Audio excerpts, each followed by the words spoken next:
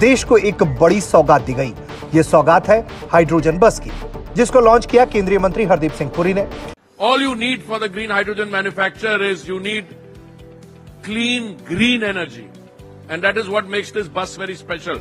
India जितना भी grow करेगा ना, हम लोगों के माइंड ऐसे बना दिए हम नहीं मानेंगे उसको। जबरदस्त, मैं एग्री करता हूँ इस बात से कि लोग मानते ही नहीं। ये स्लोगन होता है, ये इंडिया के अंदर बन रही है। एग्जैक्टली, ये चाइना से इंडिया ने सर, इंडिया ने खुद बनाई है। वाह यार, कमाल कर दिया।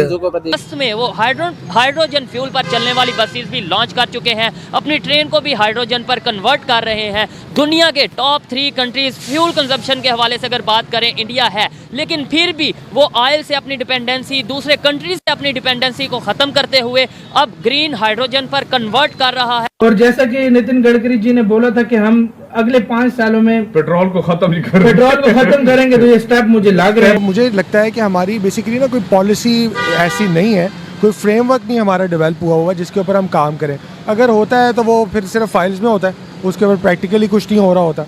और इलेक्ट्रिक पे ही नहीं हम अभी आ सके, हाइब्रिड पे ये जो हाइड्रोजन है उस पर हम किस तरह जाएंगे। तो यार इंडिया बहुत अलग लेवल पे चल रहा है इस टाइम यार, क्या कुछ इंडिया नहीं बना रहा। Electric buses, double decker, pollution नहीं फैलाएगी और इंडिया के अंदर पोल्यूशन का जो रेशियो है वो और कम कर देगी। दिन ब दिन इंडिया जो है वो एक डेवलप्ड नेशन बनता जा रहा है। हालिया 10 साल के ड्यूरेशन में इंडिया ने जितना तरक्की की है, पाकिस्तान को इस खला को पूरा करने के लिए कम से कम 100 साल लग जाएंगे। अब इस 10 साल की ड्यूरेशन में पॉलिटिकली तौर पे जो इंडिया मजबूत हुआ है उसकी मिसाल ही नहीं मिलती आपको।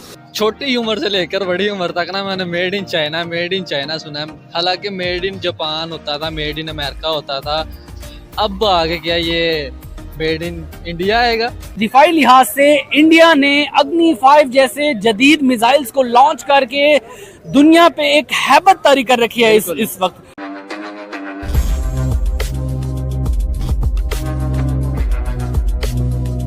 क्या कहेंगे सर, इंडिया कितनी ज्यादा प्रोग्रेस पे?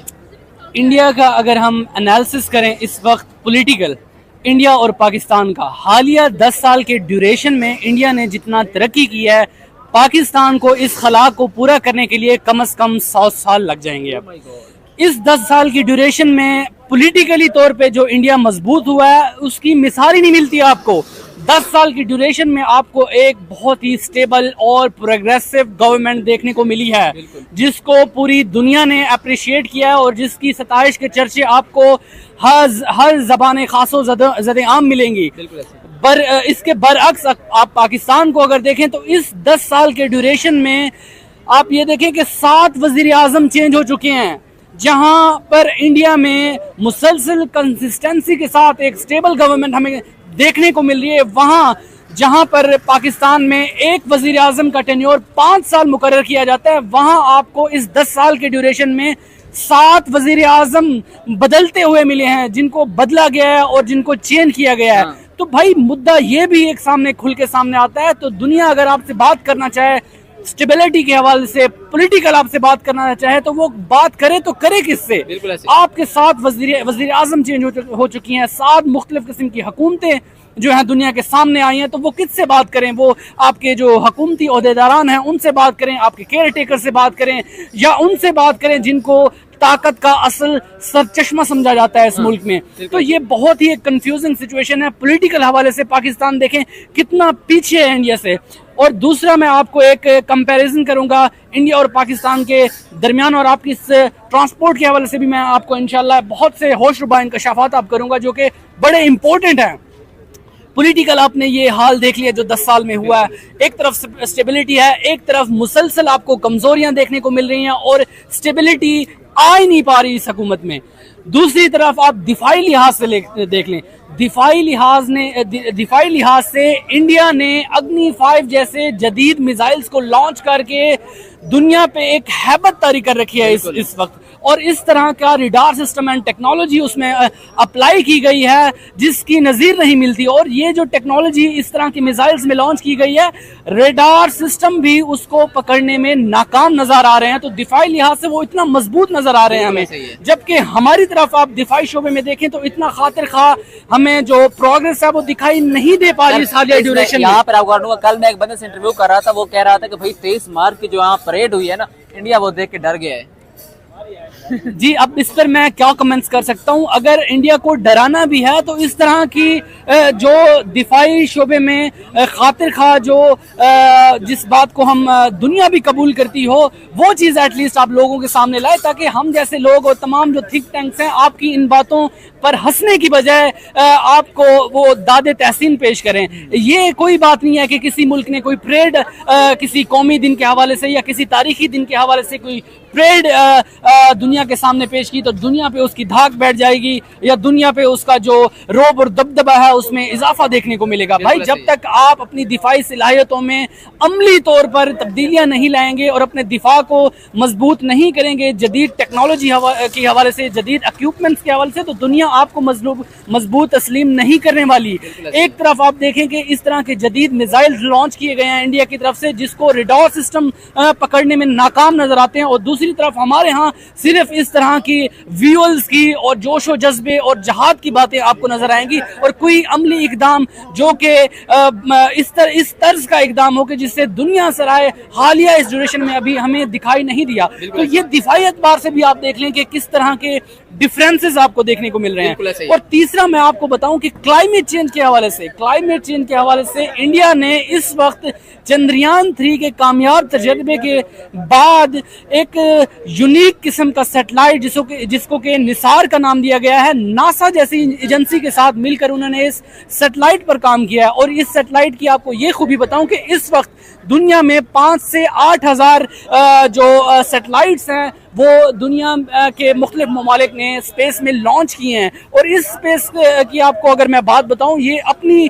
नौयत का एक मुनफरिद सैटेलाइट है जो कि जमीन पर होने वाली तमाम जो कुदरती आफात हैं उससे निपटने में आपकी मदद करेगा, जिसमें मोटी मोटी चीजें मैं आपको बताता जाऊं। लाइक आपको बताऊं कि ज़लज़लों का आना, बर्फ का पिघलना, बर्फ की जो परतों की बुलंदी है उसके बारे में आपको सही मालूमात फराहम करना, इसके अलावा जो आतिश फिशां लावे फटते हैं उस हवाले से आपको आगाही फराहम करना, दुनिया के किस हिस्से में थंडर बोल्ट्स के हवाले से और जो भी कुदरती आफात हैं उसके हवाले से ये सैटेलाइट आपको एक जामे और मजबूत किस्म की इंफॉर्मेशन प्रोवाइड करेगा। इंडिया में इलेक्ट्रिक कार्स ऑलरेडी आ चुकी है, अब हाइड्रोजन के ऊपर वो काम कर रहे हैं। जी, हमारा जो मुझे लगता है कि हमारी बेसिकली ना कोई पॉलिसी ऐसी नहीं है, कोई फ्रेमवर्क नहीं हमारा डेवलप हुआ जिसके ऊपर हम काम करें।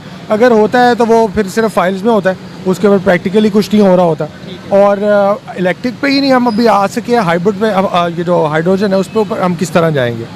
और उसकी एक वजह ये भी है कि यहाँ पे इलेक्ट्रिसिटी बहुत ज़्यादा, इसकी कॉस्ट हाई है। वहाँ पे इलेक्ट्रिसिटी की कॉस्ट नहीं है, वहाँ इलेक्ट्रिक स्टोव, इलेक्ट्रिसिटी की कॉस्ट यहाँ पे हाई है, पेट्रोल की कॉस्ट यहाँ पे हाई है, हमें क्योंकि दूसरे कंट्री से लेना पड़ता है और उनके रेट पर लेना पड़ता है। इंडिया इस टाइम आपको आइडिया होगा कि रशिया से जो ऑयल ले रहा है हमारे से कई गुना सस्ता ऑयल ले रहा है, क्योंकि उनके साथ डील है और फिर भी वो जा रहा है हाइड्रोजन एनर्जी की तरफ जा रहा है। हमें ऑयल भी महंगा मिल रहा है, हमारे पास पैसे भी नहीं पेट्रोल खरीदने के, फिर भी हम इस तरह के मिशंस को क्यों नहीं लॉन्च करते? गवर्नमेंट को क्यों नहीं ऐसा ख्याल आता कि यार हम भी ऐसी स्कीम लाएं और कुछ नहीं नेबर से सीख के उसकी नकल ही कर लें या उससे कुछ सीख ही लें? देखिए, उसके लिए ना आपको एक कंसेंसस चाहिए जो कि अनफॉर्चुनेटली मैं नहीं समझता कि हमारे यहाँ पे मौजूद है।